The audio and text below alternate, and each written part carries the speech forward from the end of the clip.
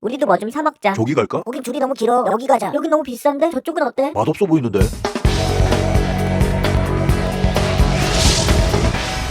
안녕하세요, 동캐플렉스의 동캐십니다. 지난 영상에서 제가 유니버설 스튜디오 재팬 1일 완벽 풀코스를 설명해 드렸는데요. 오늘은 많은 분들이 궁금해하시는 익스프레스 패스, 어떤 분들에게 필요한지 확인을 해보고 유니버설 스튜디오 재팬의 숨은 꿀팁들과 관광객을 호시탐탐 노리고 있는 호갱 상품들까지 싹 다 정리해 보겠습니다. 유니버설 스튜디오 재팬에서 익스프레스 패스는 무조건 사야 된다며. 맞아. 일단 사고 보라던데. 안 사면 놀이기구 못 탄다고 했어. 에버랜드의 큐패스, 롯데월드의 매직패스처럼 유니버설 스튜디오 재팬엔 익스프레스 패스가 있습니다. 당연히 이 티켓이 있으면 긴 줄을 피해서 어트랙션 탑승이 가능해요. 하지만 그것보다 훨씬 더 큰 장점은 아침 일찍부터 줄을 서지 않아도 된다는 거예요. 와, 줄 서서 들어왔더니 벌써 집에 가고 싶다. 난 놀이기구 탈 힘이 없어. 저질 체력인 분들은 시작부터 굉장히 힘들어질 수 있습니다. 하지만 오후 시간이 되면 입구 쪽 줄이 굉장히 짧아져요. 특히 여러가지 관광 일정 때문에 늦게 파크에 도착하실 분들은 대기 없이 입장한 다음에 익스프레스 패스로 어트랙션 탑승 스케줄을 짜는 게 유일한 답이 될 수 있습니다. 그럼 패스로 아무 놀이기구나 탈 수 있어? 그건 아니에요. 익스프레스 패스 안엔 이미 탈 수 있는 어트랙션이 정해져 있어요. 그러니까 자기가 타고 싶은 것들로 구성된 놈을 구매해야 되는 거죠. 패스는 크게 어트랙션 4개가 포함된 익스프레스 4와 7개가 포함된 익스프레스 7이 있는데 개인적으로는 익스프레스 4 티켓이면 충분하다고 생각해요. 제가 이전 영상에서 보여드렸듯이 그리팅 코너랑 워터월드 쇼는 반드시 관람하시는 게 좋고 파크 내부를 구경하고 퍼레이드까지 즐기려면 4개 정도의 어트랙션만 탑승하셔도 충분히 하루가 빡빡해요. 익스프레스 포도 종류가 되게 많던데 이 중에 뭘 사야 돼? 반드시 요시 어드벤처나 마리오 카트가 끼어있는 티켓을 구매하세요. 이전에도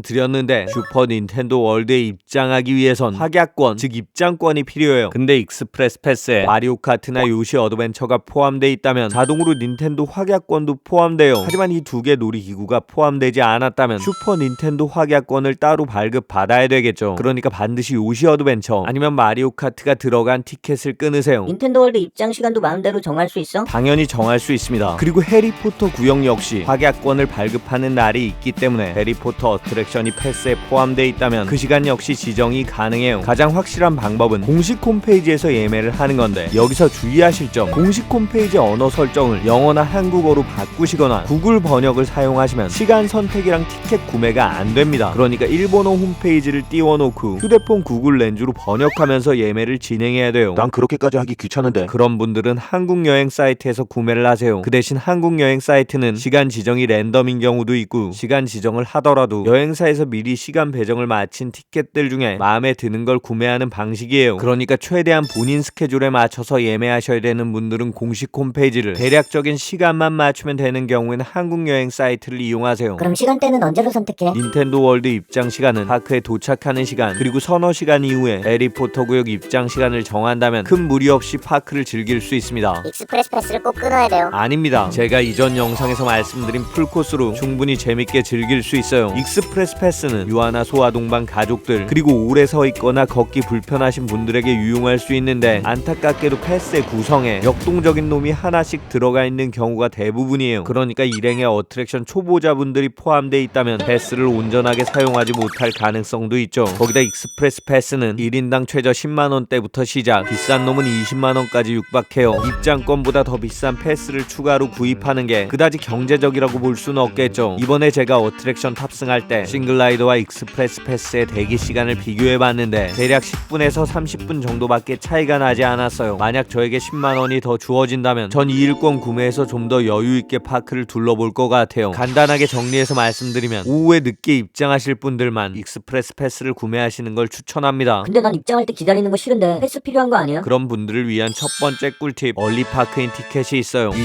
티켓을 끊으면 파크 입장 15분 전에 입장을 할 수 있는데 공홈에선 예약이 불가능해요. JTB란 일본 사이트에서 호텔 패키지를 이용할 수 있고 한국 여행 사이트에서 대략 2만원 이상 추가 금액을 지불하고 구매할 수 있습니다. 이전 영상에서 말씀드렸듯이 유니버설 스튜디오 재팬은 공식 개장 시간보다 훨씬 일찍 입장을 시작해요. 그리고 얼리 파크인 티켓을 구매하면 파크 방문 전날 미리 입장 시간을 확인할 수 있습니다. 그러니까 그 시간 30 30분쯤 전에 파크로 가셔서 따로 마련된 줄에 서시면 대기 시간을 파격적으로 줄일 수 있습니다. 거기다 빠르게 파크에 들어가시면 일행이 함께 탑승할 수 있는 어트랙션을 하나 정도 추가할 수도 있고, 닌텐도 월드의 오픈런으로 입장한 다음에 추가로 확약권을 받아서 오후에 한 번 더 들어갈 수도 있어요. 난 비싸게 얼리파크인 할 필요 없고 티켓을 좀 싸게 끊고 싶은데. 그런 분들을 위한 두 번째 꿀팁, 생일 기념 티켓이 있어요. 근데 이놈은 한국 여행사에선 구입 불가, 무조건 공식 홈페이지에 회원 가입을 하고 티켓 구매를 진행해야 돼요. 아까 말씀드렸듯이 일본어 설정을 건드리지 않은 채로 예매를 진행하는데 자기 생일이 있는 달부터 2달 이내의 기간 동안 약 7% 정도 할인이 가능합니다. 에이, 겨우 7%? 거기다 추가적인 혜택도 있어요. 입장할 때 이렇게 노란 스티커를 주시는데 이 스티커를 붙이고 다니면 파크 내부의 거의 모든 직원들이 축하를 해줘요. 식당을 가도, 오, 해피 버스데이. 어트랙션을 탈 때도, Congratulations, happy birthday to you. 상점을 가도, 오, your birthday. Congratulations. 심지어 여러 캐릭터들까지 생일을 축하해주는데 저 역시 노란 스티커를 붙이고 있었더니 해리포터 코너에서 너 지금 비디오 찍는 거야? 기왕 찍는 거면 멋있게 찍어. 근데 딱 보니까 생일인가 본데. 생일 정말로 축하하고 오늘 행복하게 보내. 이렇게 얼굴을 보면서 길게 생일 축하 멘트까지 해줬습니다. 거기다 매점에선 해피 버스데이. 근데 스티커가 살짝 찢어졌네요. 새 걸로 다시 줄게요. 해피 버스데이. 이렇게 직원분이 친절하게 새 스티커를 주시기도 했어요. 물론 극내향형 인간들에겐 주변의 관심이 좀 부담스러울 수도 있지만 아이와 이가 반반 섞인 제 입장에선 많은 분들의 축하가 꽤나 유쾌했어요. 거기다 동반 5인까지 할인이 가능하니까 가족이나 친구랑 같이 가신다면 아주 좋은 할인 팁이 될 수 있겠죠. 그런데 아까 말씀드렸듯이 공식 홈페이지 예매는 반드시 설정을 일본어로 해놓고 구매를 진행해야 되니까 이 점 잊지 마세요. 이제 이어지는 세 번째 꿀팁, 바로 상품 구매 관련 팁이에요. 유니버설 스튜디오 재팬은 수많은 캐릭터를 바탕으로 상품을 판매하고 있습니다. 저 역시 딸들을 위한 선물을 잊을 순 없죠. 너희들 뭐 갖고 싶은 거 있어? 난 스누피 필통이요. 나는 스누피 파우치요. 그렇게 딸들의 최애 스누피 굿즈를 구입했고요. 금액은 5,320엔. 근데 갑자기 날씨가 쌀쌀해지네. 여기 유니버설 스튜디오 재팬은 바닷바람 때문에 오사카 시내보다 조금 더 쌀쌀해요. 어차피 구매 금액 5,400엔을 넘길 생각이었으니까 통 크게 패딩을 하나 샀어요. 근데 5,400엔을 넘겨야 돼. 면세 혜택 때문이에요. 음식이나 팝콘통, 우표, 홈딜리버리, 가죽 상품을 제외하고 5,400엔 이상 구매를 하셨다면 면세가 가능해요. 환급액은 6.7%, 영수증과 여권, 상품을 가지고 입구 쪽에 있는 텍스 리펀 코너에 방문하시면 그 자리에서 현금으로 캐시백을 받을 수 있습니다. 하지만 여기서 주의하실 점, 텍스 리펀 코너는 정확하게 폐장 시간까지만 운영을 하고 사람이 몰리는 경우도 있으니까 적어도 종료 1시간 전에 면세 환급을 진행하세요. 다음은 비상 상황에 대비할 수 있는 네 번째 꿀팁, 파크 재입장 팁이 있습니다. 근데 재입장이 가능하긴 한데 Where are you going? 이렇게 직원분께서 어딜 가는지 꼭 물어보세요. 만약에 나가서 식사를 하고 온다고 얘기하면 재입장 도장을 찍어주지 않습니다. 하지만 상비약을 사러 가거나 물건을 찾기 위해 차에 가거나 호텔에 다녀오는 경우에 재입장이 가능해요. 재입장을 위해서 손에 보이지 않는 도장을 찍어주시는데 만약 급하게 나갔다 올 일이 생기셨으면 이 재입장 팁을 이용하실 수 있습니다. 난 재입장은 필요 없고 그냥 여기서 좀 쉬고 싶은데 적당한 장소 없어? 여기서 다섯 번째 꿀팁, 주라기 공원 쪽에 쉴 곳이 있습니다. 주라기 공원 더 라이드 입구에서 뒤쪽을 보면 조그만 길목이 보이는데 그쪽으로 들어가면 널널하게 쉴 수 있는 벤치가 있습니다. 굉장히 붐비는 파크 안에 숨겨진 장소, 거기다 무려 호수뷰, 아름다운 파크 전경을 바라보면서 벤치에 앉아 간식을 먹기에 괜찮아요. 다음은 여섯 번째 꿀팁, 동선이 맞는다면 주라기 공원 다이노서 미트 앤 그리트 시간을 즐기세요. 제가 이번에 파크의 모든 캐릭터를 만나봤지만 공룡을 만나는 시간이 가장 재밌었습니다. 유모차 같은 카트에 실려 나오는 트리케라톱스, 그리고 사람이 들어가서 연기하는 랩터까지 전혀 리얼하진 않은데 랩터의 연기력이 괜찮아요. 관람객과 소통도 하고 사진 찍으라고 고개도 내밀고 그 모습이 꽤나 귀엽습니다. 그러니까 제가 말씀드린 주라기 파크 벤치에서 살짝 쉬다가 공룡이랑 인사하는 시간까지 하나의 일정으로 묶어보시면 좋겠죠. 슈퍼 닌텐도 월드에서 파워밴드 사는 건요. 그건 꿀팁 아니에요? 제 생각에 그건 꿀팁 아니고 호갱 상품이에요. 맞습니다. 여기 유니버설 스튜디오 재팬 그 어떤 테마파크보다 강력한 호갱력을 자랑해요. 그리고 그 첫 번째 호갱 코스가 바로 슈퍼 닌텐도 월드에서 파는 파워밴드. 이놈으로 체험할 수 있는 것들이 꽤나 많은데 우리가 게임에서 봤던 물음표 박스, 마리오가 점프해서 건드리면 특별한 아이템이 나왔었죠.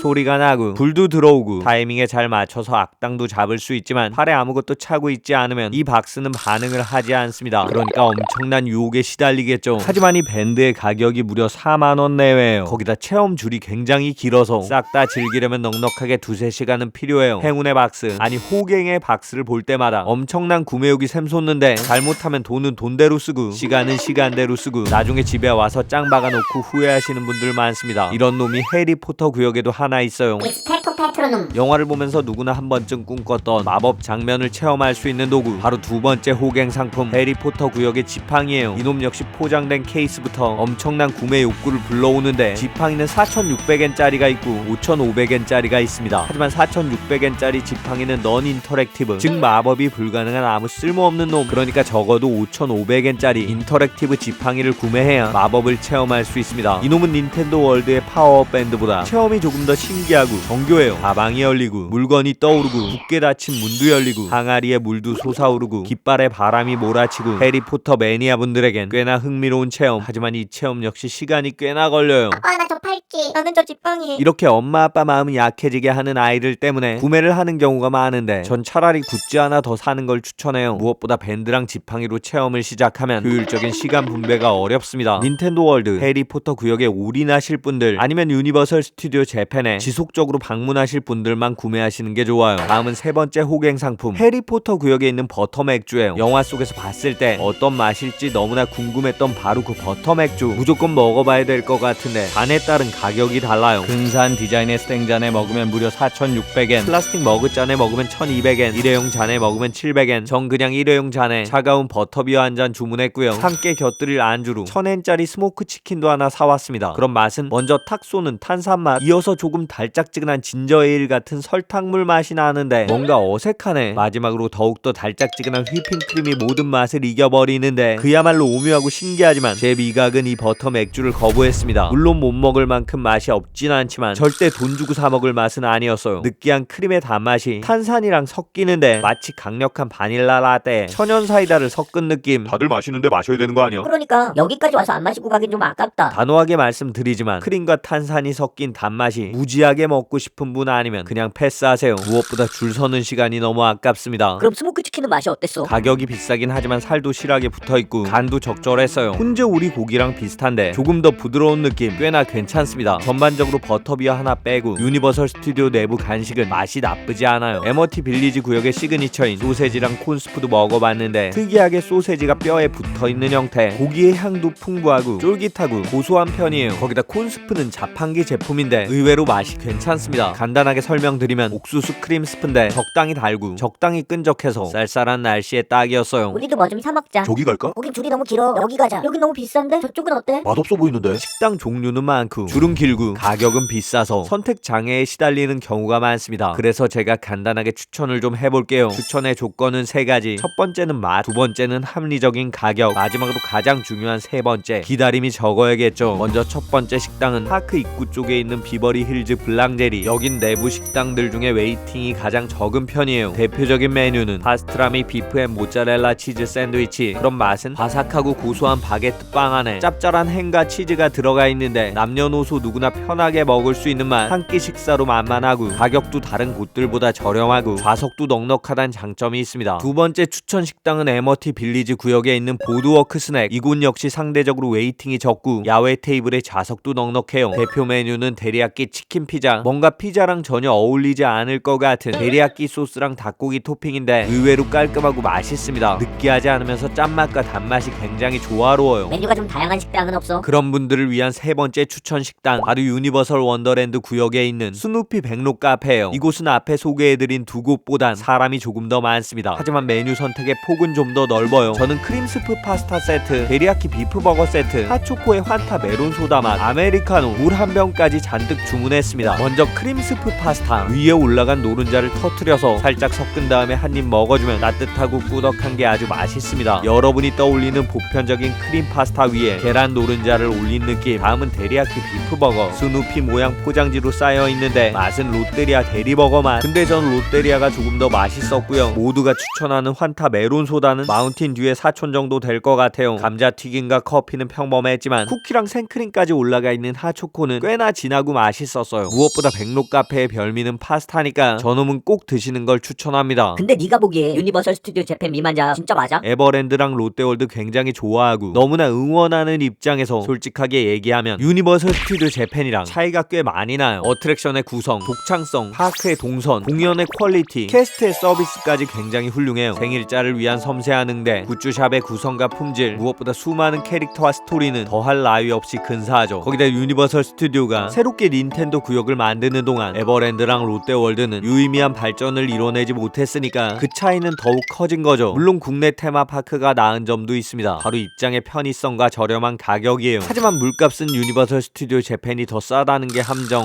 암튼 테마파크는 많이 부족하지만 호텔과 맛집만큼은 한국이 아주 훌륭하죠. 그렇기 때문에 오사카 여행에선 호텔과 맛집을 고를 때 많은 고민을 하게 돼요. 무엇보다 4인 이상 숙박할 수 있는 넓은 숙소, 그리고 기다리지 않고 먹을 수 있는 가성비 맛집을 찾기 어렵습니다. 그러니까 제가 다음 영상에선 오사카 여행의 마지막 4인 숙박 가능 5성급 호텔부터 줄 서지 않는 오사카 최고 맛집들까지 싹 다 정리해 보겠습니다. 이번에 전 유니버설 스튜디오 재팬에서 수많은 캐릭터를 만났어요. 슈퍼마리오, 루이지, 해리포터 친구들, 스파이더맨, 헬로키티, 미니언즈도 인상적이었지만 가장 기억에 남는 놈은 다름 아닌 세서미 스트리트의 캐릭터 언이었어요. 어린 시절 영어를 하나도 못 알아듣던 제가 AFKN TV에서 봤던 바로 그 캐릭터, 동그랗게 생긴 언이의 말들을 제멋대로 해석하면서 상상의 나래를 폈었는데 그 친구가 이번에 제 생일을 축하해 주었습니다. 작은 집의 텔레비전, 아침 식사로 어머니가 차려두셨던 계란말이 한 줄과 알아듣지 못하는 영어를 하는 TV 속의 언이와 창문 밖으로 넘어오던 차가운 겨울의 공기까지 지금보다 초라했지만 꿈과 희망은 훨씬 더 컸습니다. 휴식을 즐기는 건 긍정적인 상상과 희망을 충전하는 과정 같아요. 오늘도 현실적인 걱정들이 가득하겠지만 작은 휴식을 통해서 희망의 에너지를 키워나갈 수 있는 여러분의 내일을